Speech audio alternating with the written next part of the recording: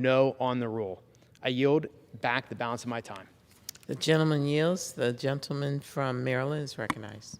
Thank you, Madam Speaker. I want to say a word on behalf of Stacey Abrams, who was the target of some rhetorical attacks over there. There's a picture of her without her mask on in front of a bunch of kids who did have their mask on. And it was being denounced by your speaker from North Carolina momentarily, and also by the floor leader who didn't have their masks on, standing in front of a whole group of people who did have their masks on. In other words, they were in exactly the same position Stacey Abrams was, because the rule of reason we've adopted according to medical advice, I think across the country, is where masks are recommended and indicated, people wear them unless they're speaking.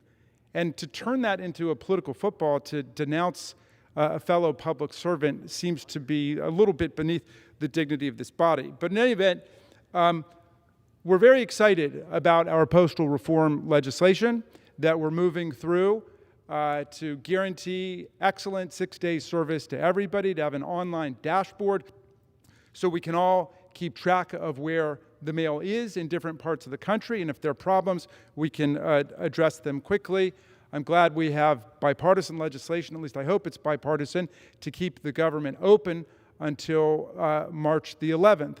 And, you know, as for COVID-19 policies, I think we should trust the states and the localities to deal with the manifold questions that come up as we continue to address this public health crisis, which was, of course, set into motion by a president who denied it, avoided it, said he would refuse to wear a mask even when it was indicated, who got it, who had dozens of doctors at his beck and call, who flew in a helicopter to get himself served. Look, we need to get back on track in America, and that means the government's got to work for everybody, and we've got to stop fighting about public health. We've got to work together for the public health, just like we got to work together for the post office, a great American institution which we improve and we advance today in the 21st century.